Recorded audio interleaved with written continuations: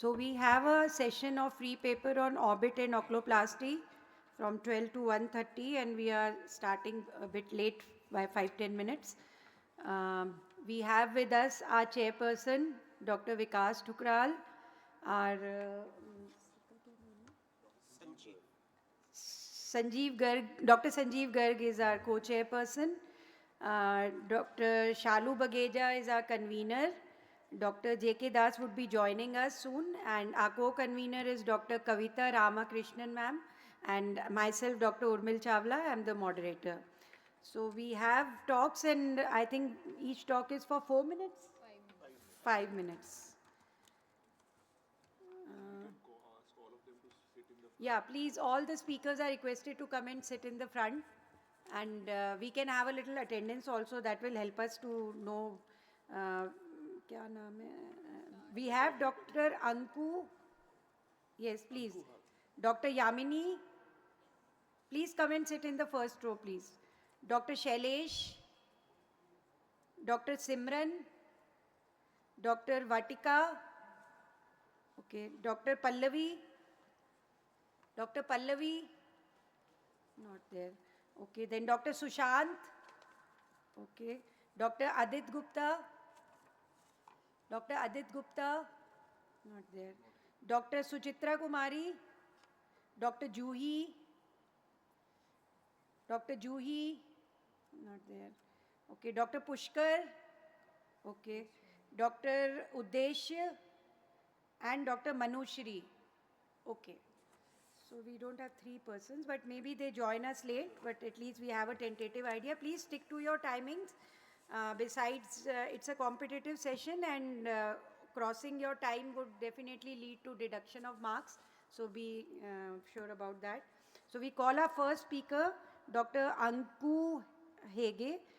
She's going to speak on case series of IgG4 related orbital disease, clinicopathological spectra. Ma'am, may I start? Yeah. Okay. So today, good morning everyone. एक second, ये timer कौन देख रहा है? तो ये चल तो नहीं रहा, उल्टा चला रखा है आपने.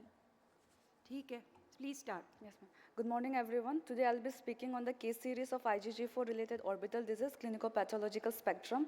The IgG4 related disease is a systemic inflammatory condition characterized by tumor-affective lesions and infiltration of tissues with IgG4 positive plasma cells. It has a broad range of clinical presentation that can involve nearly every organ in the body. Coming on to the ophthalmic manifestation, it can involve many structures of the orbit, most common being the lacrimal gland. It can affect, usually it affects the middle to the older age group in the 5th to the 6th decade of life. The children may also be affected in this IgG4-RD. There's no difference in the sex predisposition, but some studies show slight male preponderance. Usually we follow the diagnostic criteria for IgG4-related ophthalmic disease given by Goto et al. In 2014, which shows us the radiological features, serological features, and the pathological features, based on which we diagnose it as a definite, probable, and a possible IgG4 ROD. The objective of my study is to describe the clinico-demographic profile of IgG4 ROD diagnosed at a tertiary care center in India during a 4-year period. It was conducted in Dr. R.P. Center for Ophthalmic Sciences, AIMS, New Delhi, during a period of 2021 to 2024. It was an ambidextrous observational study with a sample size of 19 patients. The patients who were compatible with the diagnostic criteria mentioned previously were included. So this was a retrospective arm, and the prospective arm were included, and the patients were selected, and the analysis was done. So based on the demographic, we can see that in the 19 patients that we have, there were 14 were adults and 5 were children. And in the adults, the median age group was 37 years, while in the children it was 12 years. There was more of a unilateral presentation in both the groups, both the adults as well as the children. And there was systemic involvement found in only one pediatric child, which on PET scan revealed the involvement of the cervical lymph nodes.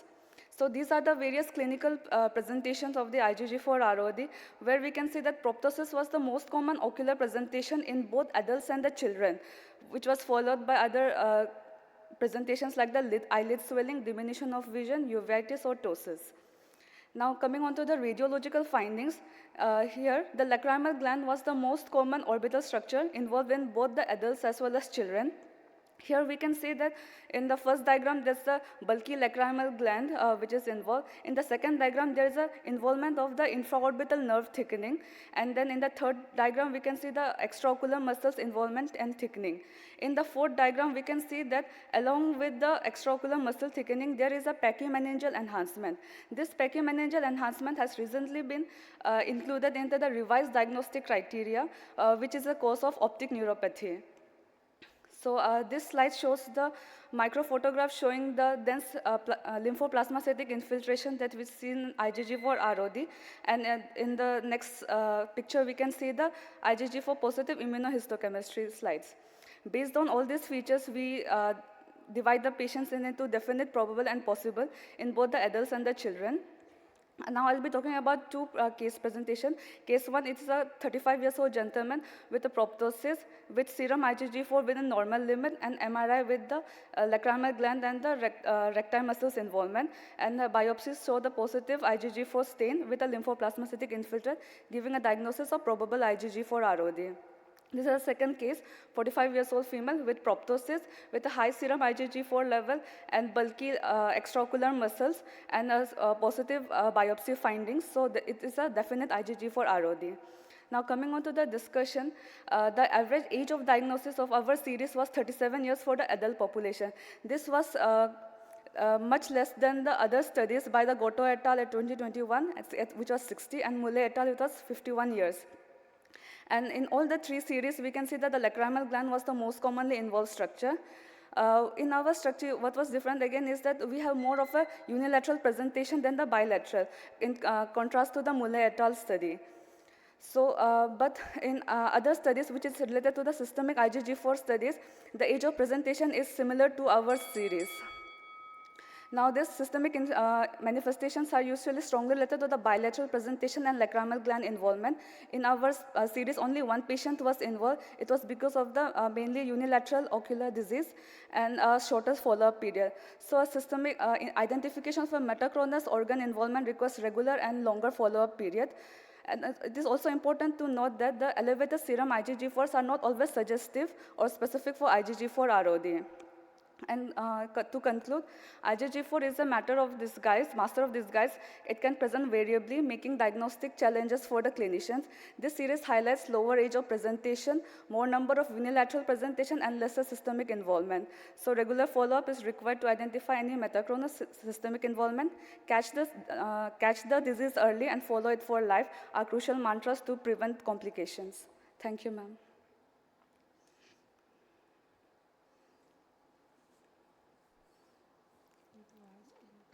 Thank you, Dr. Anku. Yes. So, did you biopsy all the patients, or it was just a clinical diagnosis? Sorry, ma'am? Did you biopsy in these Yeah, patients? we did the biopsy also, the retrospective plus the prospective ones. So in the retrospective, we went through the biopsy reports that was given. And all the serum IgG4 were also done. So, all the cases were biopsy proven Yes. IgG4 Yes, disease? ma'am, yeah. Okay. And did you do a PET scan for all the cases?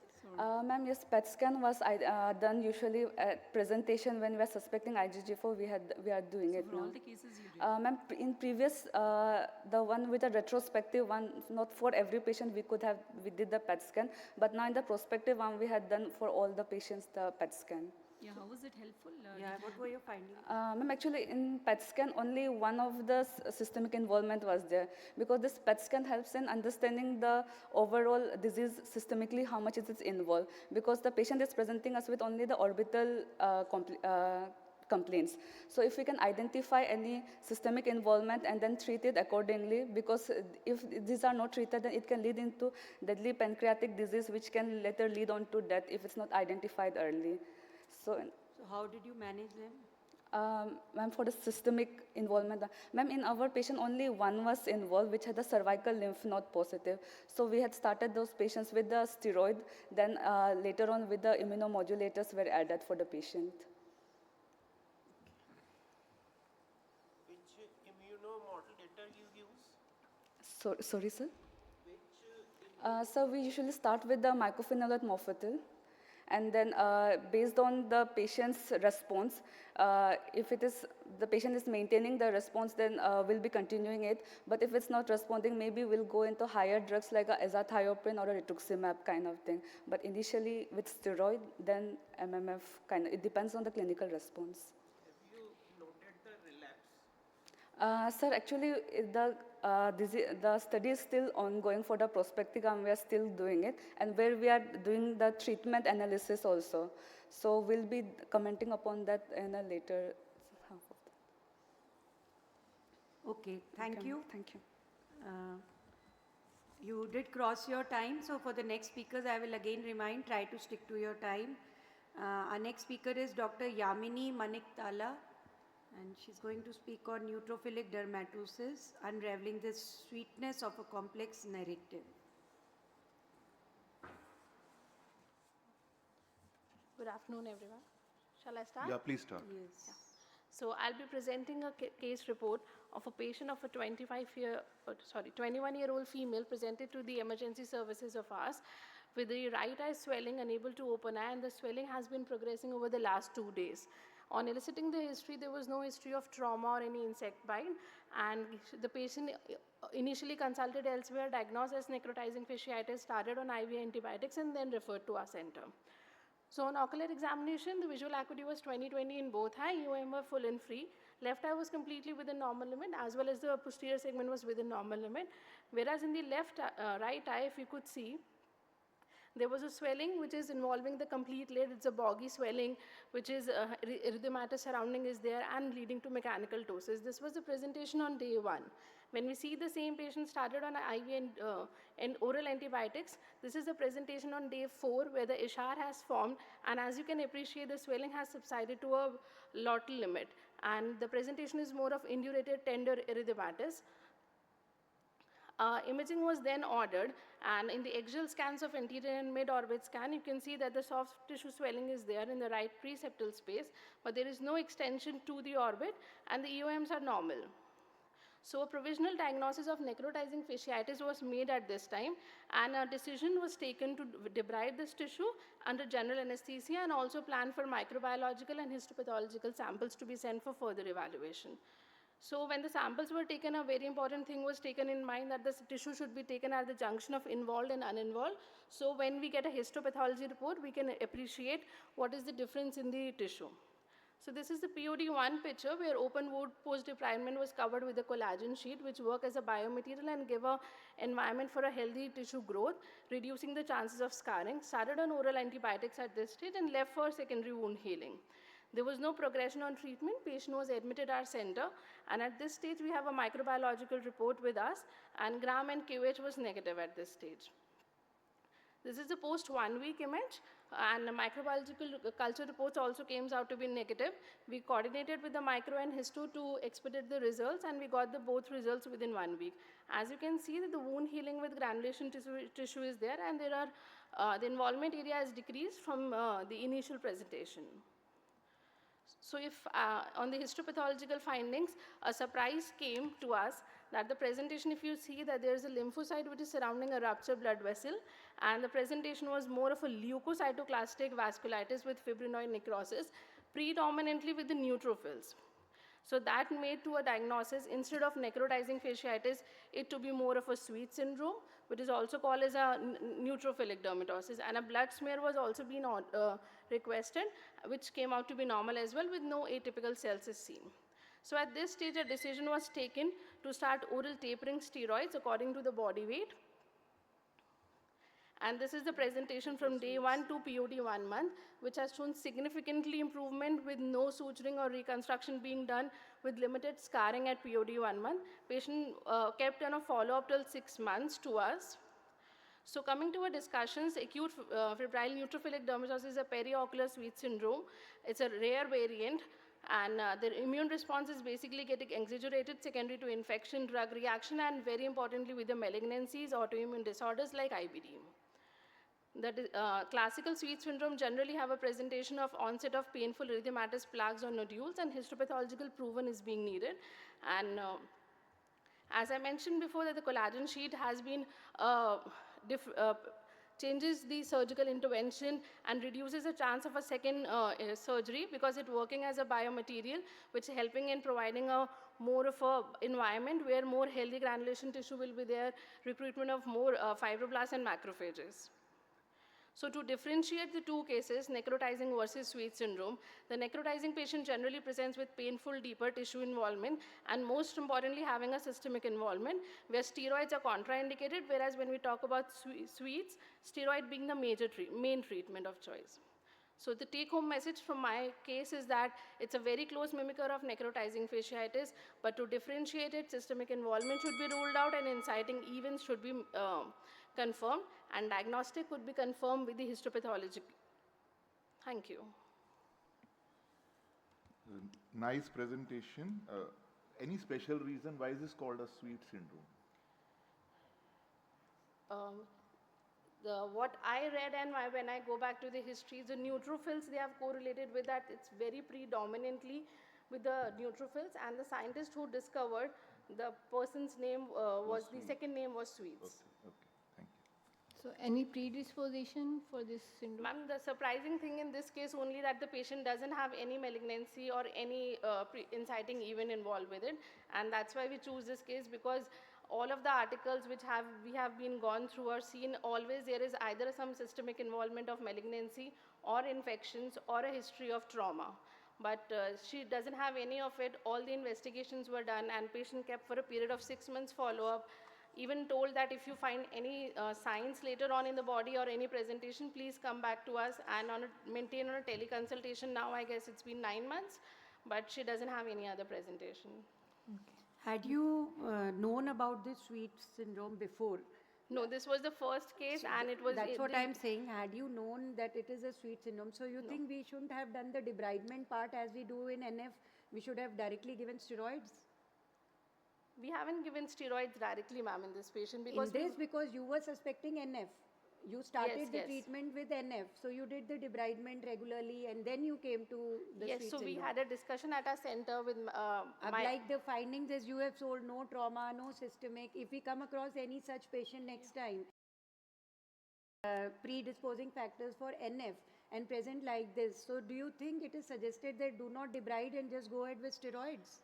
No, even if the presentation is like that, in 4 days the swelling is subsided, and there was no reason why Ishar is forming. So when Ishar is forming, it's more towards a question mark presentation that it could be necrotizing. We are missing on something, and steroids So I have to think be... debridement is a must in both the cases. Without Yes. debridement, the steroids It's also a won't. necrotic Yes. tissue you have So to Necrotic debride. tissue has to be removed. That yes. is what. And the patient has also developed a little amount of ptosis also. Yes, but on 6 months follow-up, it's completely normal, like that. There is no ptosis. Okay.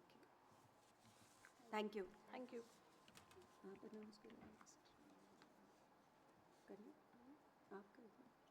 Now we invite Dr. Shailesh Kanwar, who will profile and management of blepharochalasis in a tertiary eye care center.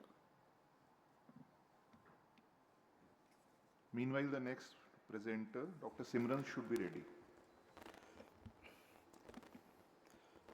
A very good afternoon, everyone, and respected judges.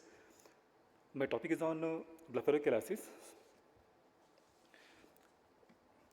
The title of my study is the clinical profile and management of blepharochalasis in a tertiary eye care center. So blepharochalasis is a rare eyelid disorder characterized by the acute attacks of inflammation and swelling of the lids, leading to destruction and distortion of the eyelid anatomy. It was first described by Beer and Dukes in 1817. The exact etiology is yet not known, but pubertal and hormonal changes may play a modulated role in the diseases. Histopathologic findings shows the loss of elastin and collagen fibers in the skin with positive for MMPs, and the recent report also shows there's immunoglobulin A deposits in the residual elastic fibers.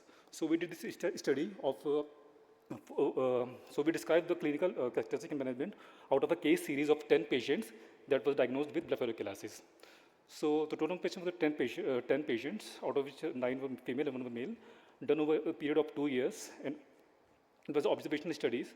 The inclusion criteria were the patients with history of recurrent swelling on and off, and adult patients with aponeurotic ptosis with hanging excess skin. Exclusion criteria were any major systemic illnesses such as diabetic mellitus and hypertension. So the main aim of the objective of the study was to study the clinical profile and management of the blepharochalasis. Okay, so some of the important clinical characteristics that I would like to highlight is the presence of allergic hypersensitivity, then significant ptosis, which is the moderate to severe ptosis, then lid skin changes, and the canthal dystopia and pseudoepic canthal fold. And there is one very important finding with the history of recurrent swelling. So the history of age of onset and the of the symptom and the history of recurrent episodes were the most consistent finding in all these patients. Apart from that, the lid skin changes such as thinning and wrinkling and redundancy were also present. And half of the patients were having the presentation of a ptosis, and the other signs include pseudoepic canthal fold, canthal laxity, and canthal dystopia also. Some of the other results were the quality of life of the surgery was also at the age of 1 year was assessed. So these are the skin changes, which includes lax, thinned, wrinkled, atopic changes, which classically gives appearance of a cigarette paper appearance skin. And then there is sometimes appearance of the visible blood vessels also. Then there is a presence of pseudoepicanthal fold. Then significant ptosis, which can be either aponeurotic or mechanical. Then the lateral canthal tendal abnormalities, which can cause a canthal dystopia and narrowing of the palpebral aperture. So the strong pointers from this study were the recurrent episodes of the acute swelling, eyelid swelling during the adolescent period. And the episode usually lasts for 24 to 48 hours with spontaneous resolution. Then thinning and redundancy of the skin with atopic changes with visible prominent blood vessels are also the important ones. Apart from the skin changes, there can be fat prolapse, which can be preseptal or orbital, or like gland fat prolapse, thinning or dehiscence of the levator muscular complex leading into the moderate and severe ptosis. Then laxity of the lateral canthal tendon and narrowing of the palpebral aperture, both horizontal and vertical you can see. So apart from the skin changes, the aponeurotic ptosis, canthal dystopia, and pseudoepicanthal fold were the important findings. So medically it was managed. There is a role in acute phase. During this management, rheumatologic evaluation is very important to rule out other causes such as sarcoidosis, and dermatologic evaluation is also needed. So the common medication that we used were antihistaminics, carbonic anhydrase inhibitors, NSAIDs, corticosteroids, and immunosuppressant. Surgical approach can be done during the quiescent stage. It is also become very important to rule out the OMG, CPEO, and trauma, and also to evaluate the patient for the neurology. So the common surgical approaches were blepharoplasty with tissue repositioning, ptosis surgery, and canthoplasty. So these are some of the cases from our study sample. So 24-year-old female with blepharochalasis showing the left eye laxity in the skin with severe ptosis with frontalis overaction and the contralateral lid retraction in the right eye was managed by ptosis surgery and blepharoplasty. The second patient, you can see the female in a quiescent stage with the skin changes, thinning, and laxity with normal lid skin. It was managed by observation and follow-up. Similarly, another patient of a 12-year-old female with blepharochalasis in acute stage presented with swollen both the sides of upper lid with causing mechanical ptosis and frontalis overaction, managed symptomatically. Then another patient with male patient with a history of recurrent swelling in over two decades, presented with bilateral blepharochalasis with severe ptosis and cigarette paper appearance of the skin, obliterating the lid crease and lid fold. So it was managed using surgical correction and blepharoplasty with the lateral canthal plication. So this was the case of a 25-year-old female present to the OPD, the recurrent swelling in the both eyes. There was no major systemic illnesses. Both eye visual acuity were normal, anterior and posterior segment within normal limits. So the surgery was planned was bilateral blepharoplasty with tissue repositioning under LA. So this was the patient. This was the pre-op picture, and the post-op correction we can see with very minimal lid scarring. So the final take-home message would be, it can act as a clinical dilemma. So it is important to rule out the other causes such as dermatochalasis, preseptal cellulitis, VLM, and other rheumatologic causes such as sarcoidosis and angioedema. An important cause of aponeurotic ptosis in young adults. The classical presentation described is a cigarette paper appearance, acquired ptosis, which can be aponeurotic or mechanical. And the surgical intervention in inactive quiescent phase is done, and acute phase for the medical management, and blepharoplasty, ptosis correction, and the tissue repositioning or the surgical approach that also improves the number of acute episodes and improves the quality of life. Thank you. Here are my references. Dr. Shailesh, nice study. Where was this study done? In which institute? So it was done in Dr. RP Center. Okay. And how many cases you included in your study? Yes, sir. So the total of, so over the period of 2 years, we found, diagnosed the patient for about 10 patients, sir. Okay. So how are you deciding, like what was the time gap between the acute stage and your surgery? So when were you deciding that the patient is ready for surgery? Because this is a recurrent process. Yes, sir. So the time becomes very important when we intervene surgically. at least the period of 6 months should not be any active phase in this. So in that case, if the patient is still complaining of the heaviness, then we can go for the surgery, mentioning that at least 6 months of there should not be any activity in such patients. And you also talked about some syndromes. So did you find out what all syndromes are associated with this? So as the number of patients is not, it's just 10 patients, so we are still, it becomes very important to evaluate the patient for like rheumatological causes such as sarcoidosis and other skin-related disorder which can present in the eyelid skin also. So that further needs more number of patients in order to evaluate in that direction. So did you find out any systemic association? Not yet, sir. We are continuing this study further, so maybe in the next for more sample we collect. In that case. And what were the medical medical treatment you were using? Yes, sir. So I said there is no established treatment, but there has been reports of using the short course of steroid and also the topical immunosuppressants such as tacrolimus has also been used in the study. Yes. Thank you. How many cases did you have recurrence? 10 cases you followed up. So how many cases, do you have statistics of how many cases had recurrence in your 10 cases? Yes, ma'am. So, ma'am, as our study sample shows that the patient gave the history of recurrence for like in 1 year, they have 4 to 5 on an average recurrence showed.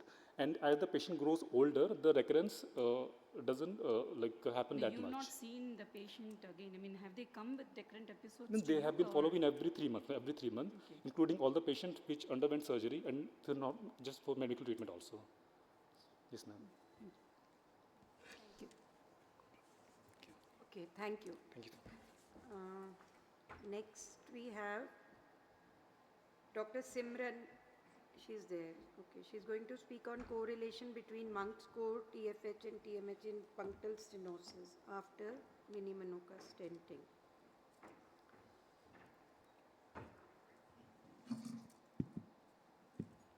Presentation.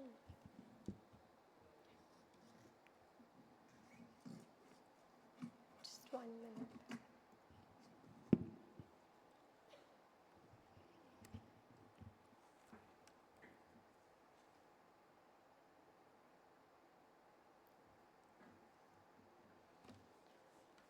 Can I start? Yeah. Good afternoon, everyone. I'm Dr. Simran Hundlani, and I'll be talking about correlation between Monk's score, tear film height that was measured using slit lamp examination, and tear meniscus height which was measured using an anterior segment optical coherence tomography. So, epiphora and dry eye account for the most common complaints of patients presenting to an ophthalmology clinic, and around 8% of all these cases of epiphora occur due to punctal stenosis. So, it is very important to measure the tear film, which can be done by various methods such as Monk's score, or the newer emerged method is doing an anterior segment optical coherence tomography. So, our study was basically devised to evaluate the correlation between Monk's score, which basically grades epiphora according to the patient's complaints, and measuring tear film height using a slit lamp biomicroscope, and also measuring the tear meniscus height using an anterior segment optical coherence tomography. It was a prospective observational study with 38 clinically diagnosed eyes with punctal stenosis with complaints of epiphora were taken into consideration, and any patients with causes of epiphora other than punctal stenosis were excluded from the study. So it was a pretty simple procedure in which first an informed consent was taken. Thereafter, a mini-Monoka stenting procedure was performed, for which the punctum was first dilated using a Nettleship's punctal dilator, and an adequately sized mini-Monoka stent was placed in the lacrimal punctum. Thereafter, the stent was removed at the end of 4 weeks for all these patients. So the various parameters as just discussed were measured at 4 visits pre-procedure, and 1 week after stenting, and third visit was 4 weeks after stenting, and the fourth visit was at 8 weeks after the stenting procedure. So here it is very important to note how exactly was the tear meniscus height measured. So this was measured using the Topcon DRI-OCT1 model, which is a swept source AS-OCT model available in our hospital. Then with the eye in primary position, a vertical line scan was taken passing through the center of the cornea to measure the tear meniscus height, and this was the image that was obtained, which was then measured using a scale. The data analysis was done using a student's paired t-test and Wilcoxon signed rank sum test, and a p-value of less than 0.05 was considered to be statistically significant. The results obtained were as follows. The mean age was found to be around 54 years, and 31 of the eyes were those of females, whereas 7 of the eyes were those of males. So the monk score showed a progressive decrease from the first visit to the fourth visit, which was found to be statistically significant.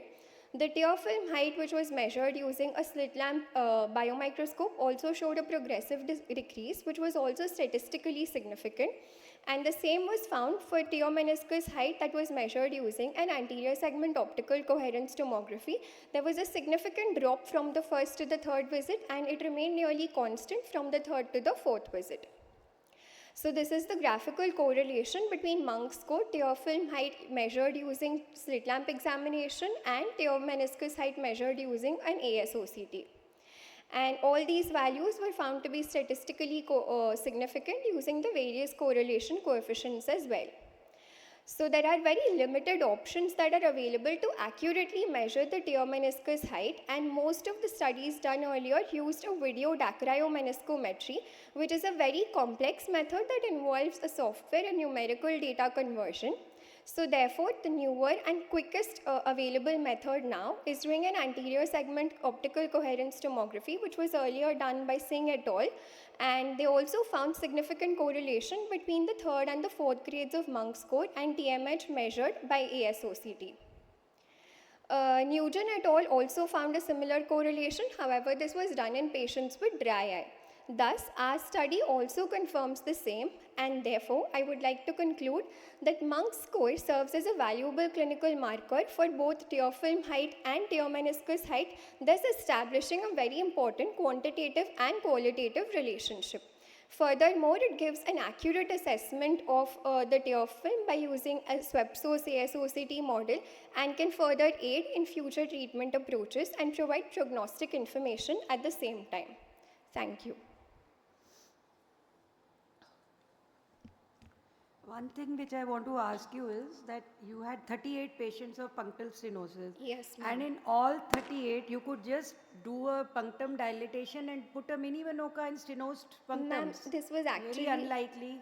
No, ma'am, this was actually a part of a larger study which was done for punctal stenosis and to assess the correlation of mini venoca stent and how it affects the punctal parameters. And this was one of the correlations that was found in that study. So it was basically done only for patients in which mini venoca stenting procedure was performed.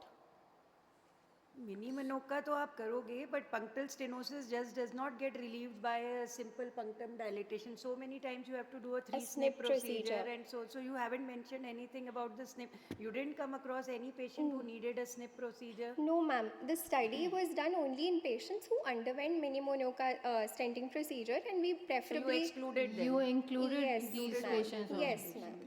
And all the way acquired ones, no? Not, Yes, ma'am. Acquired. Yes, ma'am. And how long was the history of their Irrespective of the duration of epiphora, ma'am, all patients with punctal stenosis who underwent mini venoca stenting were considered in the study. But duration has a significance. The more the duration, the more More the the chances of stenosis. canalicular stenosis is also yeah. there. Generally, we take, when we do such studies, we prefer 1 year or 2 So years. you have taken all good patients.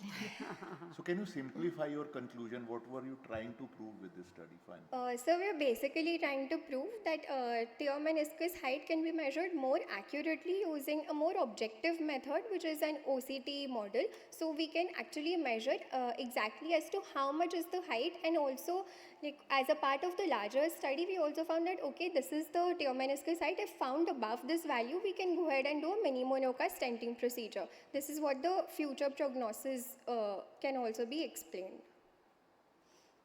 ज़्यादा sense बनी नहीं है. चलो, thank you. Yeah, thank you, ma'am. so much. आप बोलो. So our next speaker, Dr. Vatika Bhardwaj, is she here? Yeah. So this is ultrasonic.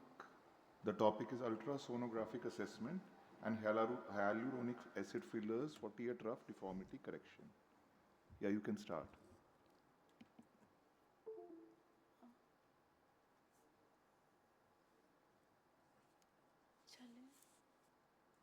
It's not working.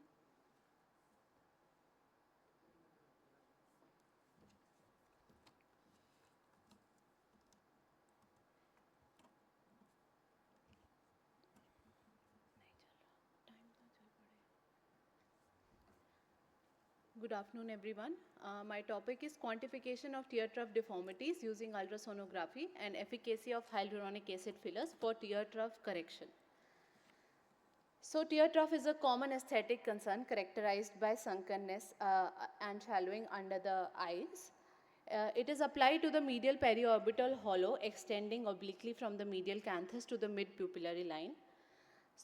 Two distinct layers contribute to the tear trough, that is subcutaneous plane and the deep plane, and superficially the tear trough correlates with the junction between the preseptal and the orbital part of the orbicularis oculi muscle along with the skin texture and the underlying fat as the contributing factor. In the deep plane, there is tear trough ligament medially and the orbital malar ligament laterally that leads to separation between the tear trough and the lid cheek junction. So aim of this study was to explore the use of ultrasonography for accurate measurement and classification of tear trough deformities based on a thickness. So, and the secondary objective was to see the efficacy of correcting these tear trough using hyaluronic acid fillers and to report potential complications if any. So it was a prospective observational study including 20 patients over a period of 1 year, and ultrasound was used to measure the tear trough and as well as assess the exact location of the vessels. Following the measurement, the patients underwent correction using HA fillers in the pre-periosteal plane with a 25 gauge cannula, and follow-up was done regularly. A global aesthetic improvement score was used to assess the cosmetic satisfaction of the patient. So the patients with tear trough deformity who wanted shorter recovery downtime, unwilling for surgical procedure, and who have not undergone any cosmetic or surgical procedure in the past in the periocular area were included in the study. Rest others were excluded. So the age distribution of my study population was from 29 to 65 years of age, and majority of them were females. So pre-filler ultrasound and HA fillers were done on both the lower eyelids of 20 patients, that is 40 eyes. And the ultrasound revealed the tear trough thickness ranging from 2 millimeter to 6 millimeter. So this is a ultrasonic image showing the orbicularis oculi muscle, the vessels, and the intraorbital fat and the periosteum. To achieve some level of quantitation of the results, a graduated scale was devised and used to grade the tear trough deformity and was classified from grade 0 to grade 3, grade 0 being less than 2.5 mm and grade 3 more than 5 mm. So based on that grading, we got the mean values in our three groups, and this was the mean filler injected in the tear trough area. This is the different grades of the tear trough deformity and the mean amount of filler that was required to correct these deformities. And as you can see, it was in proportion to the grade of the tear trough. So this is the ultrasonic image showing the various grades of the tear trough. And as we can see, as the grade increases, the thickness of the tear trough has also increased. So this is a patient with grade 1 tear trough, and as you can see, post the dermal fillers, the tear trough appears to be concealed. This is a patient with grade 2 tear trough, and we can see the concealing of the tear trough and the correction. This is another patient with grade 3 tear trough deformity, and for the sake of time, I'll skip the video. And these are the results post the HA filler injection in the tear trough. So global aesthetic improvement score was measured for every patient for the aesthetic satisfaction of the patient, and a line graph was plotted at each follow-up for each patient. Only 20% of the subjects needed re-injection within the 1 year of follow-up period with no serious complications, and only minor complications were seen in 5% of the patients. So our study reinforces the role of ultrasonography as a precise and reliable tool in alignment with the recent researches. Additionally, we utilize ultrasonography not only to quantify the tear trough, but also to assess the amount of HA fillers that are needed for its correction. And our studies revealed a direct proportionality between the grade and the amount of HA fillers used. And also, HA fillers effectively restore the volume with high patient satisfaction and minimal adverse effects in the periosteal plane, and blunt tip cannula was the preferred choice. Advantages are that it is a non-invasive radiation-free method with detection of the angular veins and the infraorbital vessels, avoiding the vascular complications during the filler injections. So these were my limitations. To conclude, ultrasound is a reliable method for quantifying the tear trough allowing precise assessment and avoiding complications and treatment planning. And HA fillers are efficacious in improving the aesthetic outcomes with high patient satisfaction and minimal effect. Thank you. Dr. Vatika, this is a nice initiative you've taken up. Like ultrasound is routinely used in some Western countries. Yes, sir. But I didn't hear anybody else using ultrasound before filler in India. Thank you, sir. But tell me something, what filler were you using, and did you use the same filler in all the patients? Yes, sir. We were using a 15 milligram per ml concentration HA fillers. No, what was the name of the filler? Sir, Voluma. You're using Voluma for teardrop? Yes. Okay. But using Voluma for, it is usually not prescribed for teardrop because like it can lead to serious swelling. Like it absorbs a lot of water. Usually you don't use Voluma for Sorry, teardrop. Volbella, sir. Volbella. Okay. Yes, sir. Okay. So you were using simultaneously ultrasonography and filler injection, or it was pre-operatively the ultrasound? And you Whenever an aesthetic patient used to come, then we used to do, we have kept that high frequency ultrasound, not high frequency, 10 hertz ultrasound machine in our aesthetic clinic only. We used to do it. But I have shown in my limitation also that we have not done ultrasound guided filler. We just marked, saw the what is the grade of the teardrop and where are the vessels exactly, so that we can avoid that injection in the vessels. And you have said that like you used to use 0.3 for 0.3, 0.5. You are giving these values. So were you exactly using the same values? Because you know, Sir, you can't no, I have generalize not, like this. no, actually in different the patients may require different amount of fillers. No, sir, that is the mean. I have written plus minus the standard deviations. That is the mean. Okay.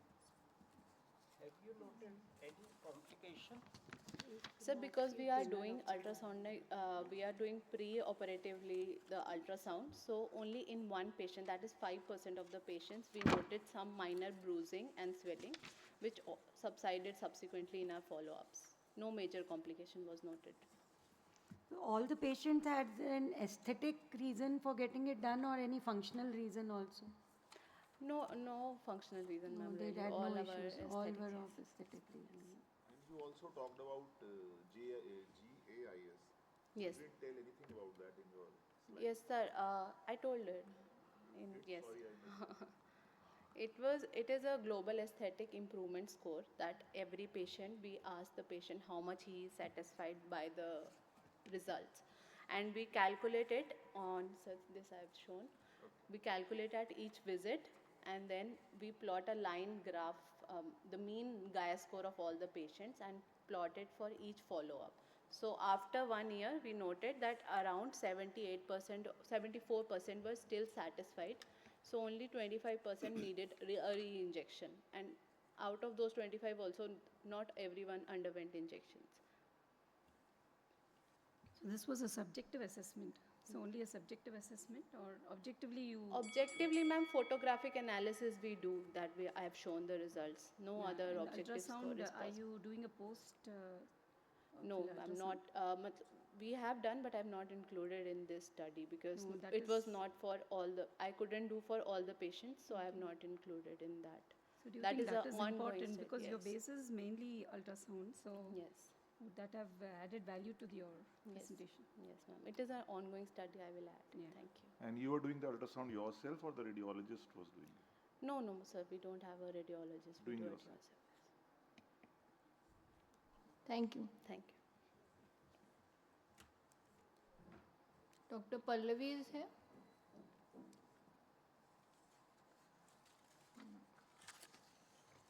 नहीं है?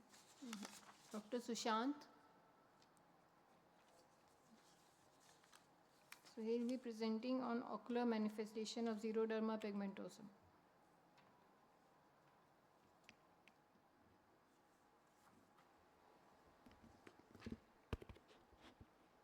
So may I start? Good afternoon, everyone. So today I have a short presentation eyeing the impact, ocular manifestations of xeroderma pigmentosum. So xeroderma pigmentosum is a rare autosomal recessive DNA repair disorder leading to deficient repair of DNA damage due to ultraviolet radiation. It has got ophthalmic, dermatologic, and neurological manifestations, and Kaposi at first coined the term denoting the dry and pigmented skin. So worldwide, it's a very rare disease with the incidence of 1 in 250,000 live births. So it's known to have 8 subgroups, A to G and XPV, which correspond to the 8 genes that is affected in this condition. And these genes are involved in nucleotide excision repair, which identifies and repairs the DNA damaged by ultraviolet radiation. So the clinical manifestations generally are photosensitivity, skin pigmentary changes, UV-induced damage to eyes, cutaneous tumors, and also neurological degeneration that is progressive. So in our study, we conducted an ophthalmic examination in all xeroderma patients from June 2018 to September 2024, which was a retrospective observational study, and a complete ophthalmic evaluation was done. So a total of 30 patients were diagnosed with xeroderma pigmentosum, out of which 17 were female and 13 were male patients, and the mean age was 21.9 years. And for the ease of analysis, we classified these abnormalities based on a few topics, which we shall be discussing one by one. The first was the eyelid abnormalities, and we could see that ectropion was seen in 4 patients, trichiasis and lid mass was seen in 3 patients each, and entropion and symblepharon were seen in 2 patients. So the ocular surface symptoms, the patients presented with photophobia mainly. Also, they had redness, watering, and foreign body sensation. So quantifying the characteristics, the patients had punctate keratopathy, and the other major factor finding was ocular surface squamous neoplasia. So this was one of our patients with bilateral OSSN, and after histopathology, we found out that the right eye had conjunctival intraepithelial neoplasia grade 3, and the left eye had invasive SCC. Squamous cell carcinoma, that is. So in our series, 2 of the cases had invasive squamous cell carcinoma, and 1 had a concurrent nasal bridge squamous cell carcinoma as well. So, but sadly, we had, it resulted in death of both these patients, as both of them were lost to follow-up. So this is an interesting series where we can see there are 5 siblings from the same family, which we documented and photographed in the year 2018 and 6 years later in 2024. And here we can see that there's progressive changes in the skin, and there are also other changes which are progressing in the eyes as well. So these are 2 siblings from another family, where we can see that in the first patient, we had got dense corneal haze, and in the second case, we had got dense symblepharon in both the eyes.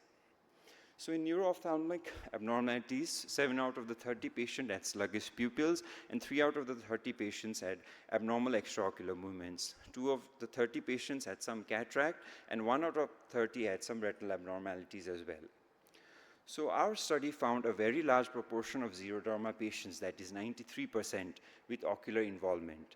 Hence, it underscores the importance of regular detailed examination of xeroderma patients by an ophthalmologist and close watch on development of lid and surface neoplasia. So there should be a regular use of UV protective sunglasses, there should be a regular use of lubricants, and urgent treatment is required if any ocular disorder develops. Hence, in contrast to the populace saying that sunlight is good for you, but for xeroderma pigmentosum patients, it is stay away from sunlight and save your sight. Thank you. What is the duration of your study, doctor? You said 30 cases you enrolled. Yes, ma'am. So What is the duration? it was 6 years, 2018 to 2024.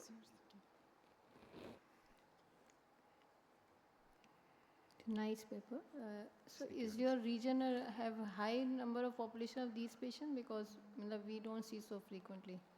Yes, ma'am, maybe because we live in the hilly region, people, they come to us. So maybe that's because there's high UV radiation in that area. So any conservative management you give them? Ma'am, we ask them, we counsel them mainly. We give them UV protective sunglasses and regular use of lubricants. And we advise them follow up every 3 months. Any other malignancy they have? Any other skin malignancy or any other association with? Yes, ma'am. Skin malignancy, many of them they do have, or they do develop in the course of the disease. So mainly they have squamous cell carcinoma and basal cell carcinoma. And some, I think 1 case had melanoma. Okay. Yes. In your study, is there any other case that a combine of squamous cell carcinoma with basal cell carcinoma? No, sir, not yet. So they have different cases, but it's not in the same case. Yes. Sometimes there may be, There may be, yes, sir. especially in the nose, which may be misleading. Yes, sir. In the squamous cell carcinoma on the face and the adnexa, and then the nose, there may be some other defect. Yeah, sure. Yes, sir. Yeah. Sure. Thank you, sir. How you manage the OSN and OSSN? Yes, sir. Sir, we conducted a wide excision followed by cryotherapy and an AMG in all these cases. And if the margins came out positive, we will start them on immunosuppressant drugs as well, topical. Start with the surgical management. Yes, sir. Because in our setup, we don't easily get interferon supply. So for most of the cases, we go for surgical management itself.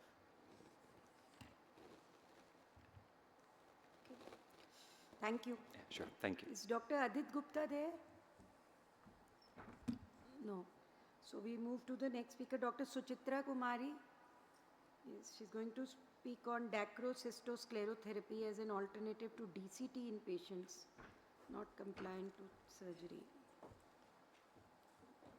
ये अच्छी चीज लग रही है. Shall I begin, ma'am? Yes. So good afternoon, everyone. I'm going to present my study on dacrocystosclerotherapy as an alternative to DCT in patients not compliant to surgery. So as we know, dacrocystitis is inflammation of the lacrimal sac that typically occurs in patients with nasolacrimal duct obstruction. Prompt treatment is required as dacrocystitis can lead to life-threatening conditions. Systemic antibiotics is the first treatment for acute dacryocystitis, and refractive cases require lacrimal sac massage, lacrimal irrigation, and surgery like DCR or DCT. The patients with dacryocystitis and severe systemic or ocular comorbidities and or refusal for a DCR or DCT require an alternative. So sclerotherapy is a non-surgical procedure where sclerosins are injected into the lesion. The common sclerosing agents used are ethanolamine oleate, sodium tetradecyl sulfate, and bleomycin. It has been studied that for eyelid and orbital vascular and non-vascular lesions with good outcomes. The use of dacrocystosclerotherapy for lacrimal sacs was reported by Vasilakis et al. And Ali et al. Before. So the aim of this study was to introduce a less invasive therapeutic method in selected patients with primary NLDO and to evaluate the role of DCST as an alternative to DCT in a specific group of patients. So it was a prospective non-randomized interventional study conducted between September 22 to February 24. The cases with chronic dacryocystitis with primary NLDO having severe systemic and ocular comorbidities and or refusal for a dacryocystictomy were included in this study. Lyophilized bleomycin, that is, bleomycin activity with 1 unit per ml was used as a sclerosing agent for a DCST. Following punctal dilatation, the sclerosant agent was injected into the lacrimal sac very slowly and stopped immediately when there was a regurgitation from the opposite punctum. So the patients were reviewed in the next day and at 1 week. The need for topical lubricants, if any, was decided the next day. At 1 week, if there was any residual discharge or regurgitation, the injection was repeated. And the collected data included demographics, duration of nasolacrimal duct obstruction, ocular and systemic comorbidities, type and volume of sclerosant agent used, post-injection events, use of oral steroids, and extent of DCST. So in the results, we had 9 patients in the study, 7 were females and 2 were males with mean age of 68.2 years. The mean duration of chronic dacryocystitis was 1.4 years. The mean dose of bleomycin used was 0.31 cc. None of the patients complained of any severe pain during the injection process. 3 patients had mild conjunctival hyperemia, which resolved with topical steroids and lubricants for a week. 1 patient had ocular discomfort, which was asymptomatic after a week of lubricant use. No patient had any evidence of corneal epithelial erosions. At 4 weeks post-injection, none of the patients had any discharge or regurgitation. So after a mean follow-up of a period of 18 months, lacrimal pathway was permanently obliterated in 6 cases. 2 patients needed a repeat injection. 1 case, the patient refused to repeat the procedure after the initial failure. So this was a case with dry chronic dacryocystitis for 2 years who had a history of cardiovascular disorder, and that's why she refused the surgery. Injection bleomycin was given in the lower puncta, and after 1 year follow-up, we can see there was no regurgitation or discharge. This was another case with left-eyed chronic Dekra cystitis who denied the surgery, and after 6 months there was no discharge or regurgitation. So as we know, the current study examined the role of Dekra cystosclerotherapy with bleomycin as an alternative to Dekra cystectomy. So bleomycin is a cytotoxic antibiotic and has antineoplastic properties. It acts by inhibiting the DNA synthesis. When used intravascularly, it can cause endothelial damage, non-specific inflammation, and subsequent occlusion. It has a low cost and easy availability. In our study, bleomycin was used as sclerosing agent as it was the easiest and cheapest available option. After a mean follow-up period of 18 months, the lacrimal pathway was permanently obliterated in 6 cases. Similar study was done by Vasilakis et al., who used 5% ethanolamine oleate. Ali et al. Used STS and bleomycin and studied the histopathological features. Lai et al. Has used injection doxycycline in an 89-year-old woman, and he also had some effective result after this. So the limitation of our study was comparison with other sclerosing drugs would have been beneficial. A larger sample size and a longer duration of study was required. To conclude, in patients non-compliant to surgery, bleomycin Dekra cystosclerotherapy appears to offer a simple, low-cost, and less invasive alternative to Dekra cystectomy. Thank you.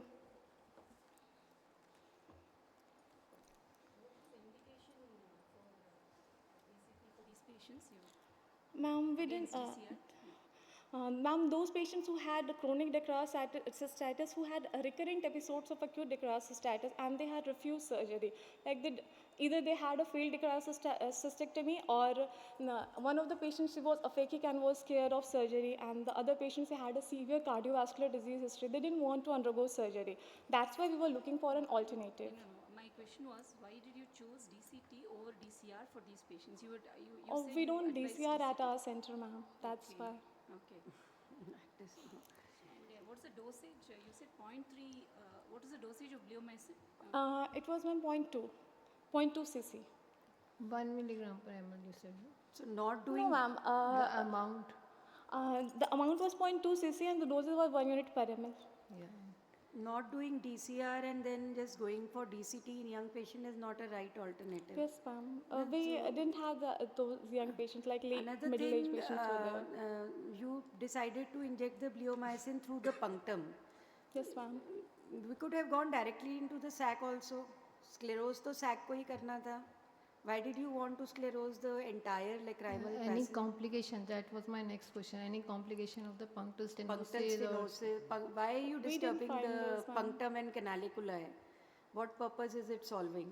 We injected it, like we reached the sac only via punctal. But it is a sclerosing agent. Wherever it will go, it will cause sclerosis, it will cause inflammation. So why are you destroying the punctum and the canalicula? You can directly go into the sac also, if that is the purpose. Or use the upper punctum. Okay. Let us try. You just mentioned one. Are you Is from there any Actually, evidence of epiphora after this? In complication, maybe epiphora? So the patient, regurgitation was not there and the patient didn't complain of epiphora. They were happy that discharge was not there. We didn't find epiphora, sir. It is very unlikely. But scientifically, how do you explain it? I think it was like a bias only. Like patients were happy that discharge was not there. They didn't complain of epiphora. So It just needs more study, in fact. Yes, 9 ma'am. patients are too Very less, few and cases were there. we just can't go by this, that we can also start sir. injecting bleomycin into our patients instead of doing DCR. so just That would be wrong. just one question. Are you from an institute?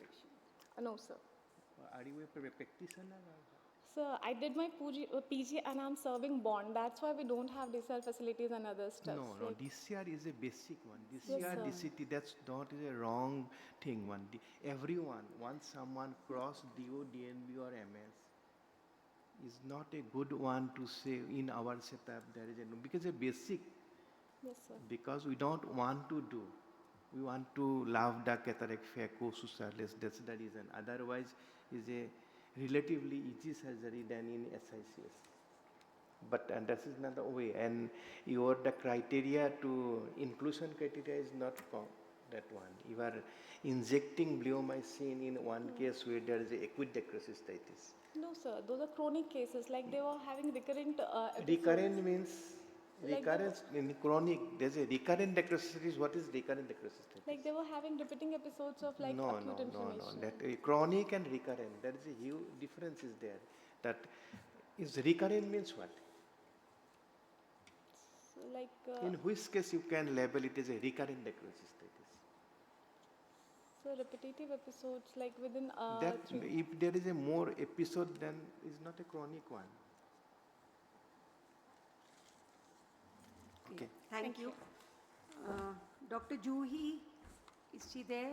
Last and final call? No. Dr. Pushkar? Okay. Dr. Pushkar is going to speak on a rare case of mucoepidermoid carcinoma of the lacrimal gland. Should I start? Good afternoon, everyone. I'm going to present a rare case of mucoepidermoid carcinoma of the lacrimal gland. Mucoepidermoid carcinoma is extremely rare in the lacrimal gland and prone to local recurrence and distant metastasis. Histopathology and immunohistochemistry markers aid in the accurate diagnosis. A 50-year-old male presented to our clinic with history of prominence of the right eye since 3 months. On ophthalmic examination, the best corrected visual acuity was found to be 6/6 in both the eyes. Pupil was normal. Pupil was 3 mm, normally reacting to light in both the eyes. Hertel's exophthalmometry was carried out and was found to be 17 mm with inferior dystopia in the right eye. Left eye it was 12 mm. There was raised retrobulbar resistance in the right eye, and regional lymph nodes were negative.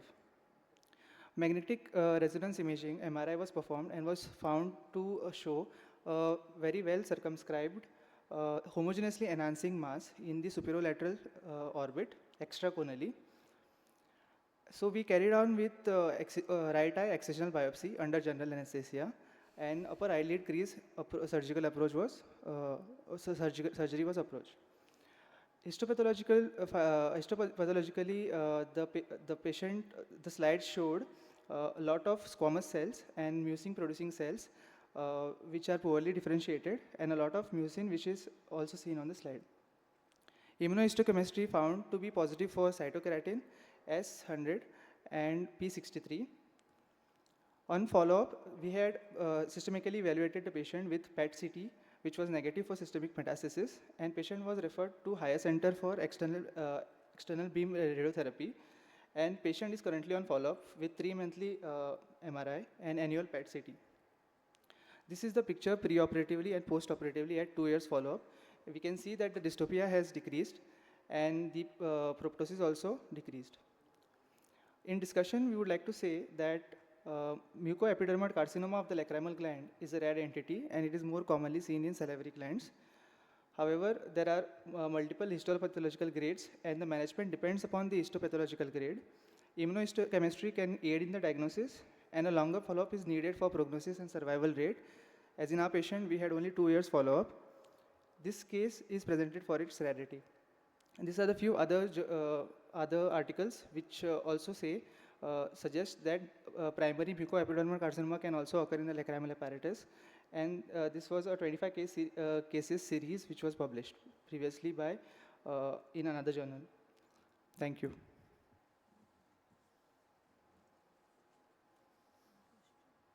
What was the size of the mass? Ma'am, it was 2 centimeters by 1.6 centimeters, ma'am. So you were able to remove it with a lid crease incision alone? Yes, ma'am. A superior lid crease incision was carried out, which was laterally extended, and the mass was removed in toto without rupturing the capsule, so that we don't cause any local recurrence. In case of a lacrimal gland tumor, is it mandatory to remove the bone in all cases? Sir, if the for operation point of view, I'm asking surgery point of view. So surgically, it is important that the mass is removed in toto, but if the radiologically and on table, if there is no bone which is involved, then it's not necessary to remove it, unless and until we are not rupturing the capsule, which can cause local recurrence in the patient. That's a point actually. So if you are confident, without rupturing, you can remove the surgeon, then there is no need to remove the bone. Yes, sir. Earlier, it was that issue in every case we should go for bony removal in Yes. lacrimal gland tumor. Now Yes. that we can avoid that one with the help of the microscope. Yes. We can see that. That's the reason is that earlier we are doing the with the low microscope. Okay, sir. Next, Thank you. So is the next speaker ready? Dr. Udeshya, correlation of orbital perfusion biomarkers with clinical activity scoring in thyroid eye disease.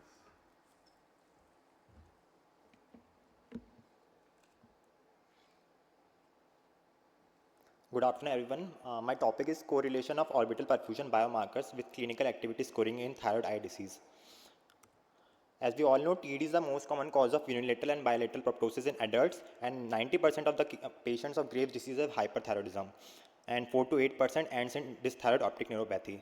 Most of these patients follow a Rundle's curve, which has an initial dynamic phase followed by a later static phase.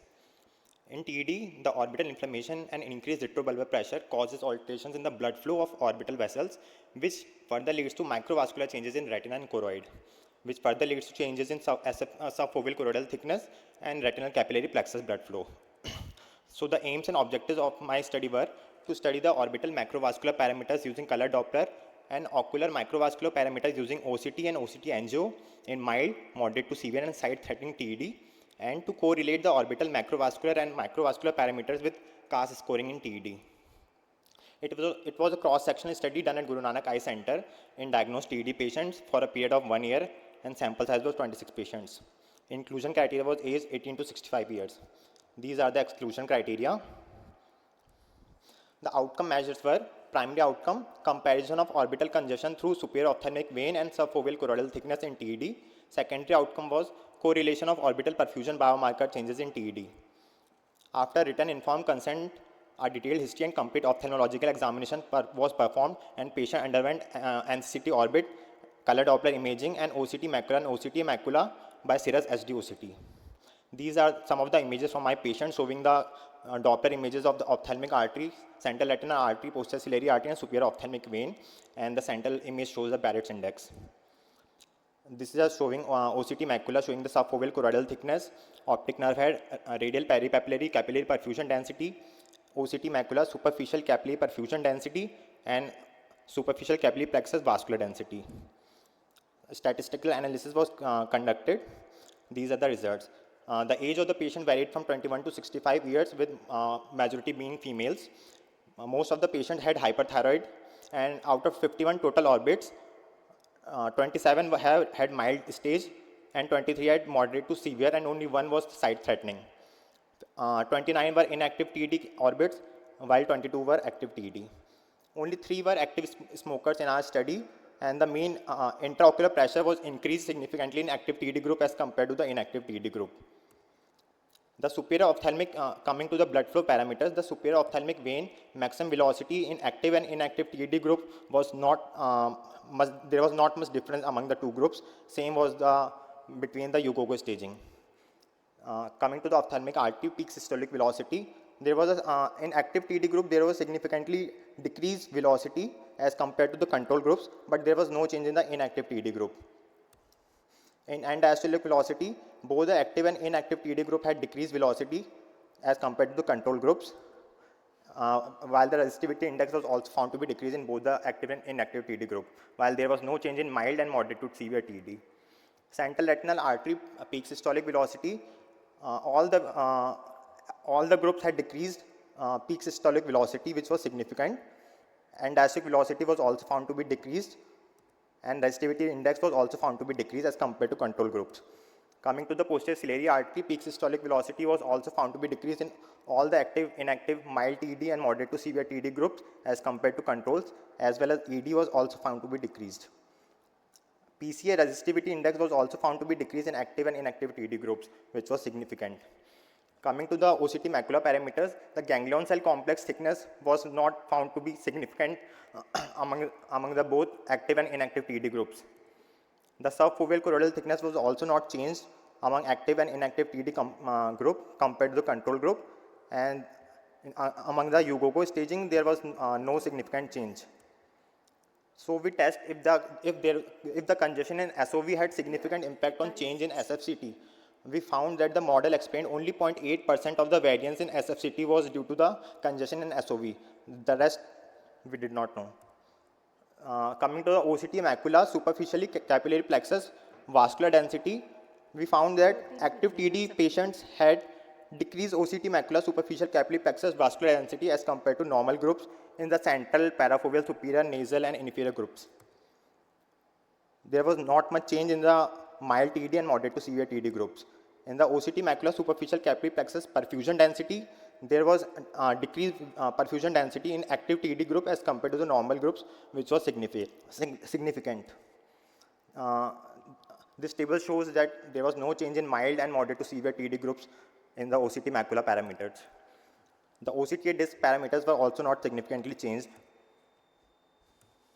Then we did the principal component analysis for color Doppler, OCT macula, superficial capillary plexus, vascular density and perfusion density, and OCTA disc parameters. We found that OCT macula, superficial capillary plexus, vascular density with a single principal component analysis, 87% of variance was explained with one principal component. So to conclude, no significant change in the superior ophthalmic vein maximum velocity was found between active and inactive TD orbits. There was no significant change in SFCT with the activity and severity of the disease. The Doppler flow velocities in ophthalmic artery are reduced in active TD and mild TD groups. The Doppler blood flow parameters of CRA and posterior ciliary artery are reduced in both active and inactive TD groups. There is decrease in value of OCTA, superficial capillary plexus, vascular density and perfusion density in active TD groups as compared to normal controls.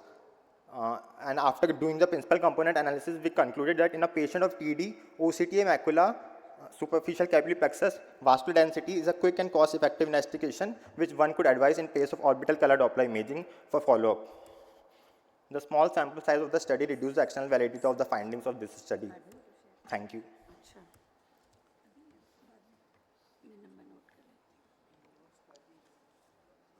The Doppler study. Yes.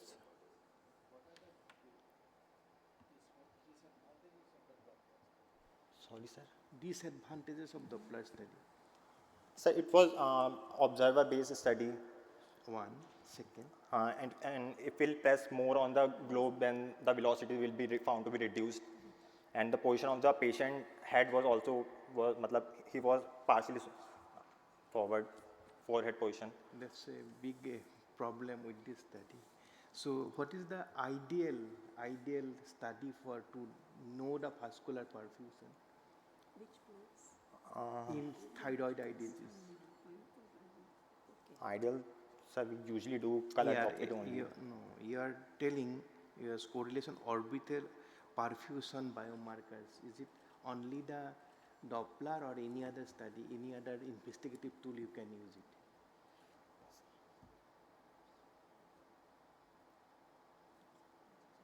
If you use MRA angiography. So, those are but invasive, so that's why we don't use invasive for a TD patients. We have to inject the drugs and then we have to do the angiography. So we go for a Doppler which is non-invasive, and then we have OCTA macula angiography, which is also non-invasive and is a faster. So that's why. Yes. So Doppler is one of the disadvantages. That is operator dependent. And that depends on the patient also.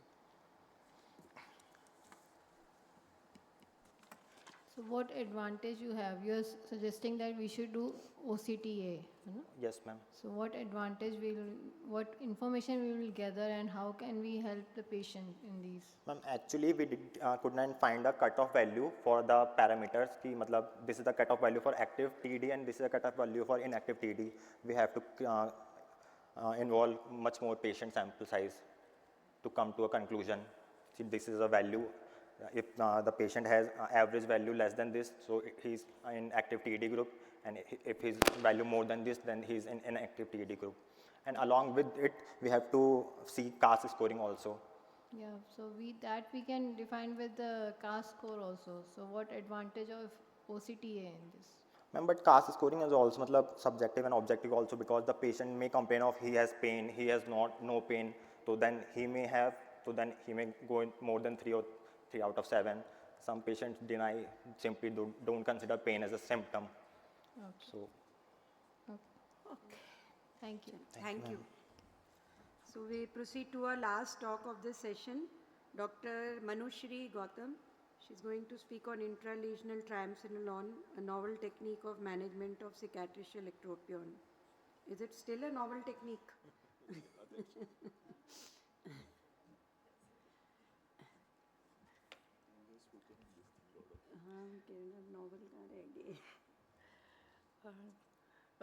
Good afternoon, everyone. Cicatricial ectropion is caused by vertical shortening or scarring of the anterior lamella. Thermal or chemical burns, mechanical injuries, or surgical trauma can be the causes. Managing is difficult because it needs personalized approach, and correction with transpositional flaps or full thickness skin grafts is a usual technique. But graft retrieval in these cases is challenging, and also the uptake is difficult. Intralesional triamcinolone has been used for reduction of hypertrophic scars and keloids, and recently it's also used in lid malpositions, and it is also used in cicatricial ectropion with other adjuvants. This study is carried out to evaluate the effect of intralesional triamcinolone alone on eyelid scars and in the management of cicatricial ectropion. The purpose of this study was to study the outcome of intralesional triamcinolone for the treatment of cicatricial ectropion and to use objective parameters for monitoring the improvement in patients. It was a prospective interventional study, and 5 patients with lid scarring causing ectropion were included in the study. Those with active infections, history of tuberculosis or active tuberculosis, and immunocompromised patients were excluded.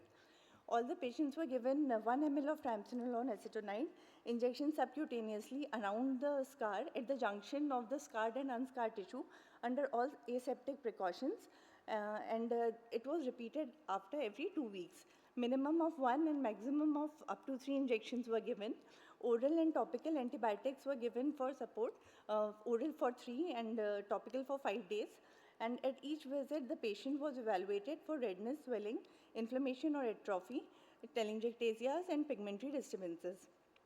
Grade of ectropion, vertical palpebral fissure height, and leg of thalmus were noted. The mean age of these patients was 48.6 years. The follow-up was of 1 year plus minus 2 months. 3 patients had grade 4 ectropion, which decreased to grade 1 after 3 injections. And 2 patients had grade 2 ectropion, which was corrected by 2 injections and 1 injection respectively in each patient. Average palpebral fissure height was 18 mm, which was decreased to 12 mm. Adequate lid closure could be achieved in all cases, and any residual ectropion was corrected surgically. Pain persisted for 1 or 2 days in few patients. Skin changes, skin breakdown, pigment changes, or infection was not found.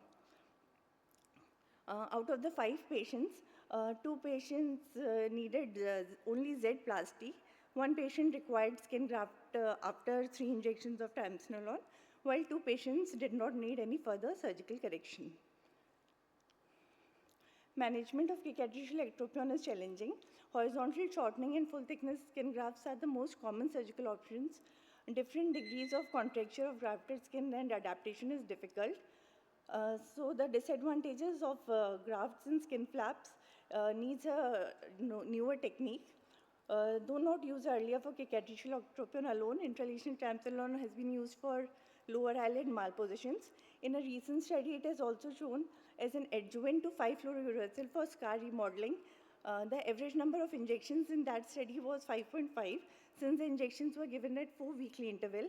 In our study, since only triamcinolone was used, the injection could be repeated frequently, that is only at 2 week of interval, which decreases the duration of treatment. But further large-scale studies and long-term studies are required. And to summarize, cicatricial ectropion is secondarily to retraction, And successful management depends on preoperative evaluation and personalized treatment, and scar reduction should be considered before definitive surgery.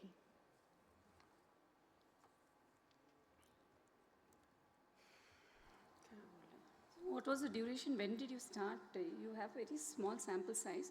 And Ma'am, the post-op of all these patients has been for 1 year, and we are still including all the patients who have cicatricial ectropion who have come to our oculoplasty clinic. So those who have completed 1 year of follow-up, only they have been included in the study. okay, so what was the duration? I mean, from your diagnosis to the injection, I mean, what was the insult of the... Ma'am, these patients either they were road traffic accident patients, or they were because of radiation therapy, and or they were because of burns. So when the primary condition was settled and the inflammation settled and there was no active infection involved, then we injected the patient with the So transdermal. roughly what was the duration? I mean, Usually ranging from 1 month to 3 months post-insult. What was the need of giving oral antibiotics with the injection? Sir, only prophylactically, since we were giving steroid injections, and since the bed is already a compromised place, so we prophylactically gave antibiotics to prevent any infections. You didn't think of trying 5FU along Ma'am, with it? we did. After we did the study, we were going through the research review, and we found that there were good results with 5FU. But only thing is, 5FU is anti-mitotic, so the duration has to be kept. 3 weeks minimum duration is required. And with tricot in surgery, we had seen that keloids patients, the surgery people are giving even at 4 days and 7 days intervals, and it is drastically reducing the size of keloids. So they were giving such frequently, and there was no adverse effects in those keloid patients. So we thought, why not? 5FU gives you better results. One, steroids, they cause a bit of hyperpigmentation also. When you give alone steroid, giving it with 5FU, it reduces that hyperpigmentation also. And steroid injections are more painful than when given in a combination. And or alone 5FU can also be given. So it is better to give a combination. For next time, try that. It gives you better result, because I have been working on this since long. Yes. So it is better that you try a combination. Yes, Okay, that will give you better results. Because cost-wise also both are equal. Yes, There is cost-wise no both issue are of any equally. cost. And there is And nothing ma'am, in like even reproductive 5FU age can be and, given 2 to 4 weekly. ऐसा कुछ नहीं है कि you even cannot 2 give. weekly you can Yeah, give. we have given 2 weekly. Yes, also. ma'am, because the studies which we saw 3 weekly were given, and also we were skeptical about the reproductive age and pregnant and When you give lactating. 5FU and steroids together, you see that immediately after one injection, that softness, that because of that anti-fibrotic effect, more of the 5FU, patient आपको कहेगा कि मुझे वो stretch effect और वो खत्म हो गया, and he is willing for the second injection. So that is much better. हाँ, ठीक है. Thank you. Thank you, ma'am. So with this we complete this session, and let's have a group photograph with all the speakers. All those who are present can come and join, please.